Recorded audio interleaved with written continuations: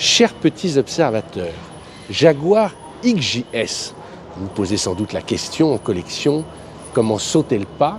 Ça tombe bien parce que je suis avec Alexandre Guirao au Salon Rétromobile 2026 et on a croisé cette très belle XJS et pour une fois, on n'a pas regardé sa fiche de description, on n'a pas regardé le prix et Alexandre m'a dit je vais le sculpter, je vais vous dire ce que j'en pense et du coup, on terminera pour savoir si c'est un bon plan en collection. Ça va Alexandre? Bonjour Renaud, bonjour POA. Je te mets une belle pression. Hein. Oui, non mais on va le faire presque en blind test. Tu m'as dit je vais vous dire le profil de cette voiture. Ouais. Ça veut dire quoi? En fait, ça veut dire que je vais découvrir la voiture que je ne connais pas, voilà, je n'ai pas examiné en détail et je vais essayer de me faire une idée sur est-ce qu'on est sur une voiture dans un bel état d'origine, est-ce qu'on est sur une voiture qui a déjà été un petit peu remise à niveau, est-ce qu'il y a eu des travaux de carrosserie ou pas, est-ce qu'elle a l'air d'avoir roulé régulièrement ou récemment ou pas trop, enfin essayer de répondre à ce genre de questions, ce que j'appelle le profil de la voiture. Pour autant, je n'ai pas son dossier d'historique, je ne connais rien, je ne sais pas combien de propriétaires elle a eu, enfin voilà. Alors on précise quand même, on est dans le hall 4, alors on va quand même donner une information, qui est le hall, ça tu le sais, voilà, des voitures à moins de 30 000 €. C'est ça. Voilà. Et elle est en vente sur le site parfaitétat.fr, vous pouvez aller voir, vous demander. Il y a plusieurs Stéphane. voitures ici. Voilà. Mais c'est celle-là que moi je l'ai repérée, je dis, allez, alors on aime bien les Jaguars, alors on commence alors, par tu Jaguar. commences par quoi? Parce qu'elle est belle quand même. Alors oui, elle est belle, elle présente bien. Donc c'est une XJS déjà de la série 4 litres. C'est-à-dire que c'était les XJS qui ont le facelift, surtout sur la partie arrière, hein, avec les nouvelles vitres de custode et les feux arrière bandeaux. Ce qui est sympa, c'est qu'elle conserve encore les pare-chocs traditionnels en chrome et en caoutchouc. Et après, à partir de 94, vous savez qu'elle va avoir les pare-chocs intégraux qui sont un petit peu moins jolis. Voilà. Bon, ce qu'on voit déjà tout de suite, par exemple, puisqu'on est là, c'est que le chrome est un petit peu piqué ici.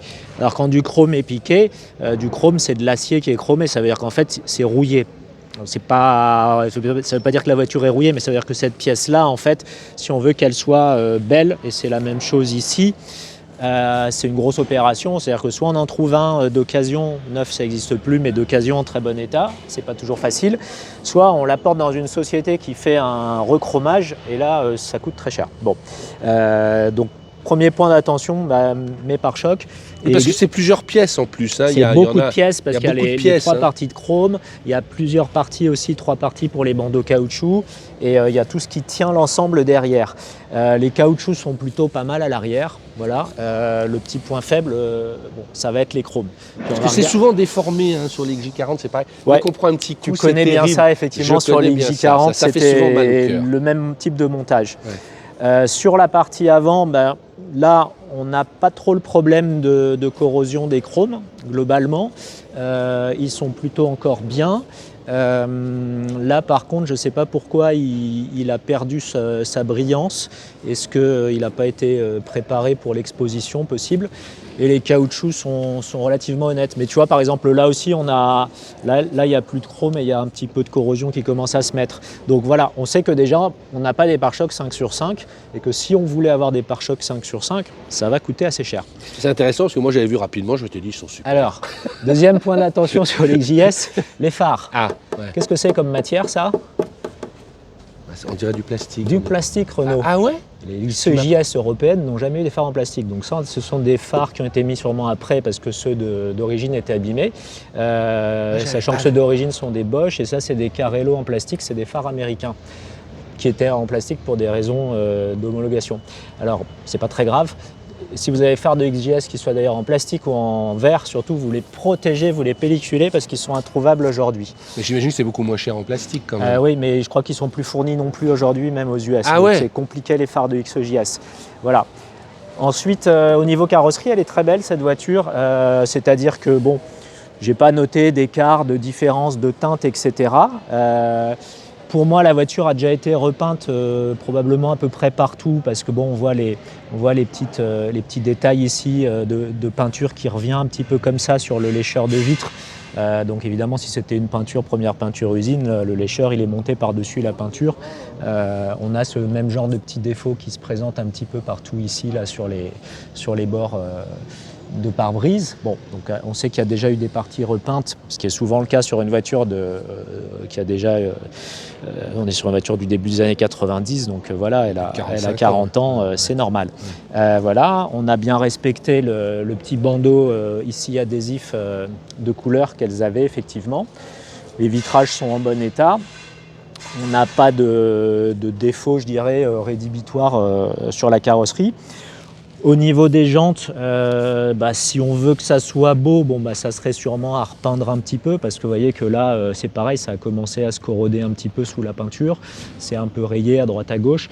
On est probablement sur des jantes d'origine qui n'ont jamais été repeintes, qui sont finalement, si on réfléchit à ça, globalement dans un état de présentation qui est pas trop mauvais. Voilà. On va regarder la date des pneus, mais là on est sur des pneus anciens, si je dis pas de bêtises, on est sur des pneus qui ont largement plus de 10 ans. Ça veut dire que techniquement ils sont plus bons. Après, vraiment l'examen de passage, ouais. Tu me surprends. Ouais. On va regarder un petit peu l'intérieur, parce qu'une Jaguar, c'est vrai que ça doit être beau à l'intérieur. Donc déjà, à l'ouverture de porte, ça présente bien. Faut pas trop s'inquiéter de ça. J'ai beaucoup de personnes souvent qui voient ça, une entrée de siège un peu frottée, et qui se disent « Oh là là, ça y est, va falloir aller chez un sellier pour tout refaire ». Non, tant que le cuir n'est pas déchiré et que les coutures ne sont pas défaites, et ici il n'y a ni déchirure ni couture défaite, on va simplement dans des sociétés qui font vraiment de la rénovation de cuir, qui vont enlever un petit peu ici toute la teinte, toutes les éraflures, qui vont éventuellement protéger avec un petit enduit les crevasses, qui vont reteinter, qui vont reprotéger le cuir. On va retrouver un beau siège pour longtemps. Donc ça, c'est pas un sujet pour s'arrêter.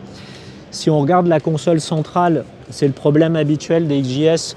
Il n'est pas trop grave ici, mais sur la partie qui est autour de la boîte de vitesse, en fait, ça craque parce que ça sèche, ça prend le soleil et le bois se rétracte, le vernis craque, etc. C'est facile à réparer ça ou ça coûte un billet? Non, le problème c'est qu'en fait, moi je déconseille d'acheter les pièces qu'on trouve sur internet de parements de bois pour Jaguar, sur mesure, machin, etc. Parce que souvent en fait ces trucs-là vieillissent très mal. Au bout de 3-4 ans, ils sont pires que ça.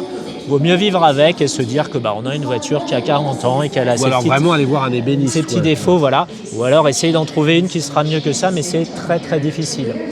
Bon, je vois que le kilométrage est assez bas. Alors est-il authentique ou pas, je ne sais pas le dire comme ça, mais en tout cas elle a 59 000 km seulement au compteur. Pourquoi pas Ça te paraît crédible? Je dirais que oui, peut-être parce que l'intérieur finalement n'est pas avachi, il est crédible.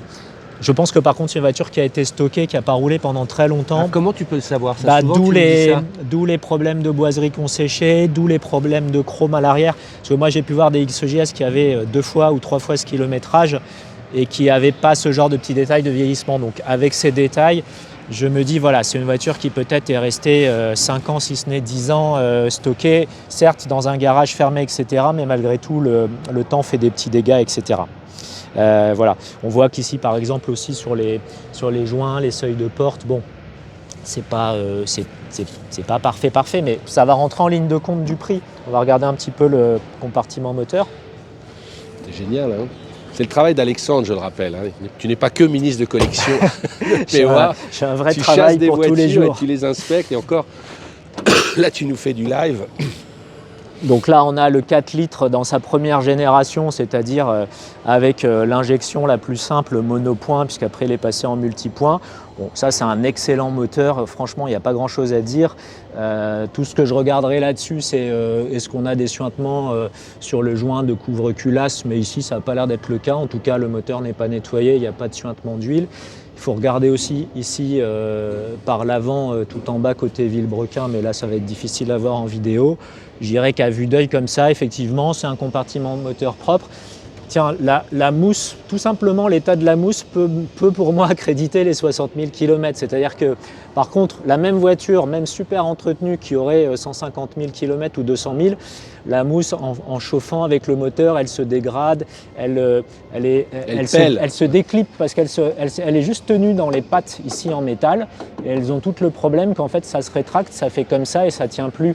Alors là, effectivement, elle n'est pas récente cette mousse, mais elle peut accréditer aussi un kilométrage. Un truc qui a l'air sympa, c'est que pour une fois, je vois que les gens ont entretenu sans doute la clim parce que le filtre déshydratant de clim n'a pas l'air très vieux. Bon, ça peut dire qu'elle a peut-être une clim qui marche encore, ce qui serait une bonne nouvelle, c'est pas toujours le cas. Donc voilà, c'est une voiture qui est très saine, on voit qu'il n'y a pas la moindre corrosion ici dans les parties intérieures, il faut toujours regarder ça, il faut regarder bien la baie de pare-brise ici et les cornières ici de pare-brise qui sont très sensibles à la corrosion. J'ai regardé rapidement la voiture dessous pour vous dire comment elle est, mais vu déjà de l'extérieur, c'est une voiture qui est saine et ça c'est le plus important sur une XEJS. On ne va pas pouvoir le filmer, mais moi je vais continuer juste mon petit travail de regarder dessous, l'état des planchers. Petite prise de cric, ça c'est rapide à voir même sur un salon. Le point de soulèvement ici, vous voyez là, il est bien. Toute cette zone est propre, c'est pas enfoncé, il n'y a pas de corrosion.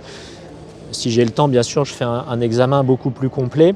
Mais déjà, sur ce genre d'indice, c'est une voiture qui est plutôt bien saine. Moi, une question qui me fait toujours peur sur ces moteurs-là, c'est l'état des flexibles, tous ces petits tuyaux. Là, voilà. À vue de nez, tu peux te dire ils sont frais ou parce que ça finit par vieillir, ou on est obligé d'avoir une inspection beaucoup plus longue. Ce qu'on va regarder, ça déjà, peut vite immobiliser une voiture pour pas grand-chose. C'est tout ce qui fait refroidissement, parce que ce qui fait refroidissement, évidemment, c'est primordial sur la voiture. Le gros ici, il est facile à voir. Bon, là, il est souple, il est bien. Mais de toute façon, celui-là, en général, on le change parce qu'il est facile à changer. Celui d'en bas qui sert à faire la suite, il est moins facile à inspecter.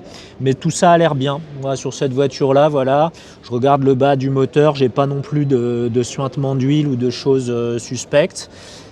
J'ai pas l'impression de voir de fuite au niveau de la crémaillère de direction. Il faudrait regarder par en dessous, bien sûr, mais par en haut, j'en vois pas. Donc la voiture est plutôt sèche, on va dire, au niveau du compartiment moteur, ce qui est plutôt une bonne chose. Donc voilà. En résumé, c'est une auto qui est peut-être pas parfaite esthétiquement parce que, comme je le déduis, elle a dû vivre un peu longtemps arrêtée. Elle a effectivement sans doute relativement peu de kilomètres. Bon, c'est bien et c'est pas bien, ça dépend. Parce qu'une voiture avec peu de kilomètres, des fois, quand on s'en sert vraiment, on a des choses qui... Deux questions. Est-ce que toi qui vas chercher des voitures pour des amateurs, tu la prendrais? Et si oui, pour toi, ça vaut combien? Puisque tu ne connais pas le prix. Moi, je le sais, mais... Alors, je ne connais pas le prix, effectivement, mais c'est quoi la cote aujourd'hui? Voilà, comme j'en fais en mission d'achat régulièrement, je dirais que bon, une 4 litres, la fourchette basse, on est autour de 20 000 €. La fourchette haute, on est autour de 30 000 €, voire un poil plus si la voiture est exceptionnelle. Voilà. Si je recoupe en deux le compartiment dans lequel je mettrais celle-là, c'est plutôt le compartiment 25-30 000. Et dans le compartiment 25-30 000, sans l'avoir essayé, voir aussi ses suspensions, son freinage, tout ça, c'est un petit peu difficile parce que là, j'ai fait que la partie carrosserie esthétique. Mais je dirais que voilà, elle est dans ce compartiment-là, pas dans les 30 000, c'est sûr, plutôt 25-27, quelque chose comme ça. Voilà. T'es pas loin, elle est à 29 000. On est sur un salon, on est à Paris, l'espace coûte, c'est normal aussi, et puis elle est vendue par un professionnel qui apporte son savoir-faire, peut-être une garantie et des choses qui sont légitimes. Ce que je disais, vous pouvez aller voir sur parfaitétat.fr, vous demandez Stéphane. Juste, aujourd'hui, la cote de la XJS, elle est en hausse ou elle est, elle est stable? Je pense, pour moi, elle est plutôt en hausse parce que si je regarde maintenant, j'ai 10 ans de recul sur cette activité-là et je vois qu'il y a plus de demandes chaque année pour les XJS. Voilà, c'est-à-dire des missions de recherche d'achat de XJS, il y en a de plus en plus. Et effectivement, les prix des voitures comme ça qu'on pouvait peut-être trouver à 22-23 000 €, maintenant, effectivement, on est plutôt dans les 25-29. Donc oui, il y a une demande et il y a une légère hausse des cotes aussi. Et pour finir, tu m'as dit non, je ne la conseillerais pas pour débuter en collection. Tu m'as dit c'est quand même... Non mais ça c'était tout à l'heure en tournant, tu m'as dit ouais, il faut quand même... C'est une voiture déjà un peu complexe quand même, voilà, c'est niveau 2, c'est pas advanced quoi, mais oui, c'est pas la voiture peut-être pour commencer à 25 ans tout de suite parce que ça peut quand même coûter un petit peu derrière pour s'en servir réellement, ouais. D'accord, merci Alexandre. On va continuer notre tour à Rétromobile avec d'autres angles sur des voitures dans ce hall 4. Merci. Allez, c'est parti.